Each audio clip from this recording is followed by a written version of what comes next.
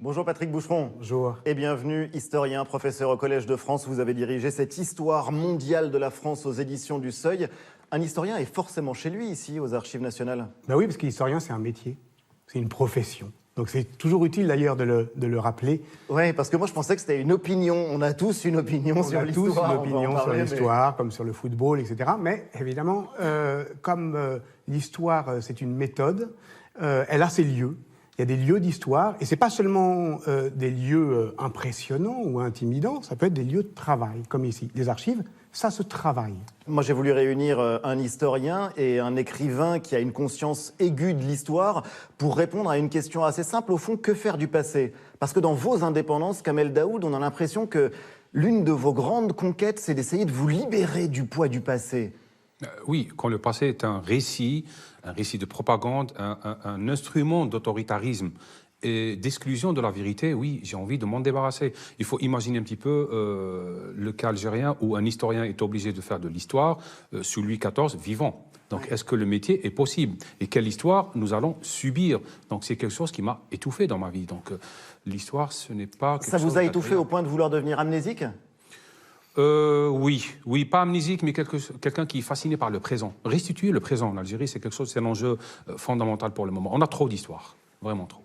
Patrick Boucheron. Mais oui, je suis d'accord. Vous êtes d'accord? D'abord, je suis très heureux de parler avec vous justement sur cette question-là, et j'en suis très fier, très honoré, je peux le dire, parce que les historiens, comme les citoyens, s'intéressent à l'aujourd'hui. Ils ne s'intéressent qu'à ça.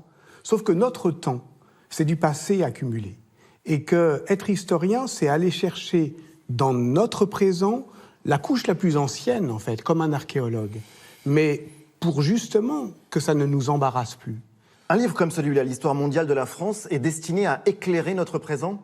Oui. Oui. Oui, et c'est pour cela que, d'une certaine manière, c'est ce qu'on pourrait appeler une histoire générale de la France, qui ne se ramène pas au crible national, qui débouche sur notre présent immédiat, brûlant, inquiétant, 2015 et la dernière chronique, parce qu'au fond, c'est comme le livre de Kamel Daoud. Hein, ce sont des chroniques. C'est-à-dire, au fond, ce sont des intrigues, ce sont des choses vues.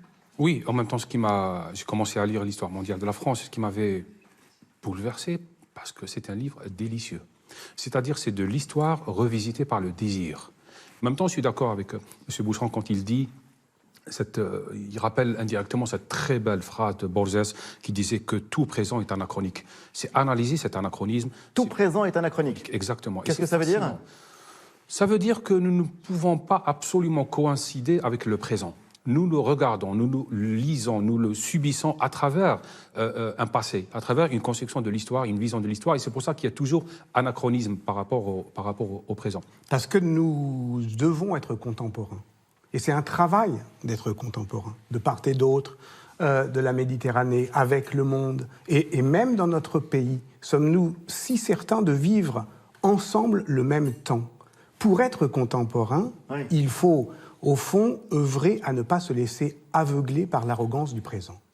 Et c'est là où l'histoire peut avoir sa chance. Mais on vous a accusé, en tant qu'elle est un art du récit. Quand je dis on, je cite Alain Finkielkraut qui a dit que cette histoire mondiale de la France, c'était l'ouvrage de fossoyeur du grand héritage français. Je pourrais citer d'autres critiques, mais comme si on vous reprochait cette ouverture à l'altérité, cette ouverture à l'autre. Ce n'est qu'un livre. On a voulu faire un livre. Enfin, il y a un moment où il faut quand même prendre les choses avec un peu de gravité et de sérieux. Le débat intellectuel ne consiste pas, me semble-t-il, à ramener les réactionnaires à des beaux principes, mais à la réalité. Oui. La réalité d'un pays, c'est celle-là. On vit ainsi. Que ça plaise ou non, on vit ainsi. Ce que nous avons voulu faire avec cette histoire mondiale de la France, c'est sortir de cette période d'exaspération où, au fond, on jouait l'histoire de France contre l'histoire du monde. Comme si on s'intéressait à autre chose que la France, c'est parce qu'on l'aimait pas assez. Mais moi, c'est fou. Moi, dans le civil, je suis spécialiste des villes italiennes. J'ai travaillé là-dessus, j'ai bien le droit. Et pas contemporaine. Non, En plus. du Moyen-Âge. Bon, on peut aussi aller vers des objets qui nous intéressent et on n'est pas mu par de sombres desseins pour être, je ne sais, quel fossoyeur de son propre pays. Oui, c'est ça ce que je trouve aussi fascinant dans le débat, qu'il soit politique en France, ou éditorial, ou idéologique, ou de propagande. C'est que j'ai l'impression que vous êtes fasciné par deux grands piliers, par deux grandes constantes. C'est l'histoire et l'altérité. Et dans cet ouvrage-là, j'ai l'impression que vous arrivez à concilier les deux ou mener les deux en même temps. Et ce que j'ai aimé dans votre ouvrage, c'est justement ça. On peut parler de l'altérité par l'histoire, ou on peut parler de l'histoire comme une histoire de l'altérité aussi. Chez Kamel Daoud, il y a une alternative que je trouve fascinante dans l'une de ses chroniques, c'est manger les ancêtres ou les enfants. Ou ses enfants. Oui. Et vous dites d'ailleurs qu'il y a une question toute simple. Est-ce qu'il faut restaurer le passé ou construire l'avenir ? Est-ce qu'il faut célébrer le cimetière, on en parlait tout à l'heure, ou l'accouchement ? Les racines ou les récoltes. Oui. Parce que je disais souvent en Algérie que les racines, c'est très beau, mais ça ne se mange pas. Parce que nous avons en Algérie et dans le monde dit arabe un rapport au temps qui est quand même fascinant. C'est un rapport qui veut tuer le temps, l'immobiliser et surtout le remonter. Remonter vers le temps zéro, c'est-à-dire avant la blessure narcissique par l'histoire. Donc qu'est-ce qu'on fait ? On fréquente les ancêtres. On a un culte des ancêtres. Et on a un trouble du rapport filial. Nos enfants. Vraiment, je trouve, par exemple, moi je suis fasciné par les fables bibliques, quand je trouve cet épisode d'Abraham qui veut égorger son fils, vraiment comme étant le nœud de notre comportement vis-à-vis du futur. On sauve le mouton, c'est-à-dire la docilité, on égorge le fils. Et ça, c'est assez fascinant. Et ce rapport, ce culte des ancêtres me gêne. Moi, ce que je voudrais, ce dont je rêve en Algérie et ailleurs, c'est de libérer l'histoire pour qu'elle soit une histoire. Il y a une de vos premières chroniques, je crois, c'est en 2010, c'est la visite en Algérie de celui que vous appelez un homme politique du passé. Je ne sais pas si on a le droit de dire son nom en campagne électorale, c'était Jean-Pierre Chevènement. Et vous écrivez quelque chose comme, je vous cite de mémoire, pardon, mais enfin, pour toute cette génération, il y avait la France, l'Algérie et le monde. Et il faudrait sortir de ce vis-à-vis colonial, Oui. de ce face-à-face obsédant. Et une des manières de sortir justement de ce qui nous obsède, des tenailles de la mémoire, c'est faire une histoire mondiale. Là, c'est un pan de l'histoire, c'est-à-dire la géographie. C'est comment on se représente le reste du monde. Par exemple, les Algériens, pour eux, l'Occident, c'est à peu près la France. On voit l'Occident à travers le trauma colonial, à travers l'histoire de la France et vice-versa. Moi, on me pose des questions sur les banlieues françaises, alors que moi, je suis Algérien qui vit à Oran. Donc, on voit aussi l'Algérien de l'autre côté comme étant un délégué, un expert S-banlieue ou quelqu'un qui doit parler en même temps de l'histoire aussi. Dès que moi, je prends la parole en France en parlant de colonialisme, on me somme d'avoir une attitude, c'est-à-dire de demander qu'est-ce que vous pensez des excuses ou du crime contre l'humanité, etc. Je peux ne pas être militant. Je peux ne pas être dans une posture de revendication. D'ailleurs, est-ce que j'ai besoin d'excuses de la France ou pas ? Personnellement, non. Non. Donc, tout simplement.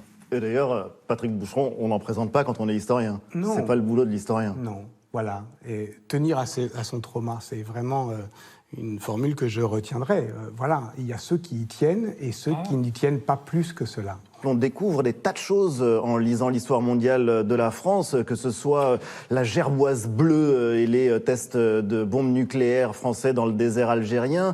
On découvre des histoires de quartiers algériens français à Jérusalem. Comment est-ce que vous avez fait le choix de ces dates de chronique ? Justement, en étant fidèle au rendez-vous, 1958 y est. Oui. Mais on va le dénationaliser, si j'ose dire. On n'en fait pas simplement une lecture, je dirais, strictement française et institutionnelle. On montre comment, effectivement, le coup d'État de De Gaulle est en fait mu par, justement, une situation algérienne, où le FLN a décidé d'internationaliser la guerre. Il y a des rendez-vous, on est fidèle aux rendez-vous, mais parfois on les décale. Immense succès de ce livre, totalement inattendu. Oui. Dans le registre des sciences humaines, ça n'existe pas. Non, parce que c'est quand même un livre scientifique, collectif, d'universitaire, sérieux, c'est-à-dire toutes les raisons pour ne pas s'y intéresser. Comment s'y est intéressé. ce succès inattendu ? Je ne sais pas encore. Je ne sais pas si c'est une bonne ou une mauvaise nouvelle. Il faudra en faire l'histoire. C'est une bonne nouvelle. Oui, c'est une bonne nouvelle, mais dans un moment qui est un moment dont on sent bien que c'est un point de bascule. Et l'issue est incertaine. Kamel Daoud? Ça me fascine parce que j'ai l'impression que la seule figure de dissident possible chez vous maintenant, c'est l'historien. Autant penser, chez nous, penser le religieux, ça vous pousse à la dissidence. Autant chez vous, le culte de l'histoire, la seule figure de dissident, c'est vous peut-être. Je ne sais pas s'il y a un culte de l'histoire. J'ai l'impression que ça fait partie du... en Il y a tout une cas, pathologie de l'histoire, ouais, en tout cas. enfin, si on prend justement, disons, de manière un peu froide et distante, la campagne électorale, on voit qu'il y a un moment, chaque candidat doit y aller, quoi.